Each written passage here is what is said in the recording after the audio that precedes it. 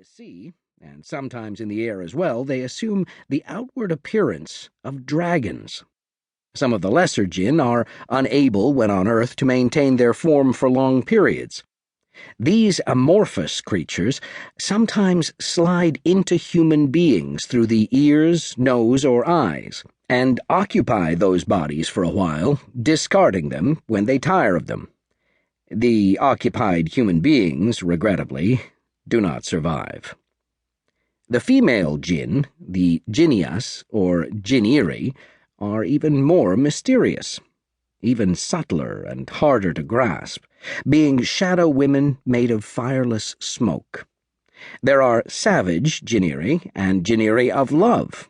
but it may also be that these two different kinds of jinnia are actually one and the same, that a savage spirit may be soothed by love, or a loving creature roused by maltreatment to a savagery beyond the comprehension of mortal men. This is the story of a jinnia, a great princess of the jinn, known as the Lightning Princess on account of her mastery over the thunderbolt, who loved a mortal man long ago, in the 12th century, as we would say, and of her many descendants, and of her return to the world after a long absence to fall in love again, at least for a moment, and then to go to war. It is also the tale of many other jinn, male and female, flying and slithering, good, bad, and uninterested in morality, and of the time of crisis, the time out of joint, which we call the time of the strangenesses, which lasted for 2 years, 8 months, and 28 nights, which is to say, 1,000 nights and 1 night more. And yes, we have lived another 1,000 years since those days, but we are all forever changed by that time, whether for better or for worse.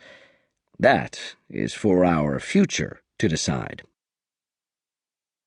In the year 1195, the great philosopher Ibn Rushd, once the Qadi or judge of Seville, and most recently the personal physician to the Caliph Abu Yusuf Yaqub in his hometown of Cordoba,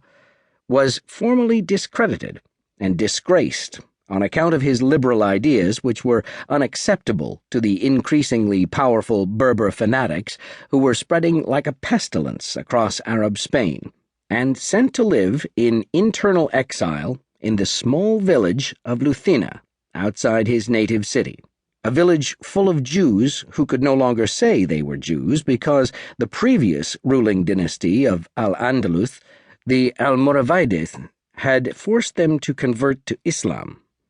Ibn Rushd, a philosopher who was no longer permitted to expound his philosophy, all of whose writing had been banned and his books burned,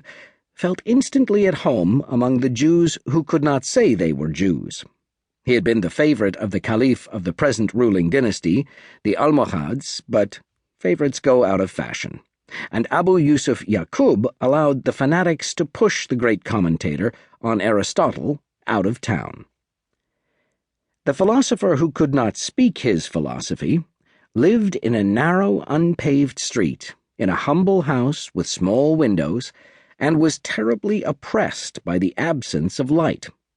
He set up a medical practice in Luthina, and his status as the ex-physician of the Caliph himself brought him patience. In addition, he used what assets he had to enter modestly into the horse trade, and also financed the making of the large earthenware vessels, tinachas, in which the Jews who were no longer Jews stored and sold olive oil and wine. One day, soon after the beginning of his exile, a girl of perhaps 16 summers appeared outside his door, smiling gently, not knocking or intruding on his thoughts in any other way, and simply stood there waiting patiently until he became aware of her presence and invited her in. She told him that she was newly orphaned, that she had no source of income, but preferred not to work in the whorehouse, and that her name was Dunya,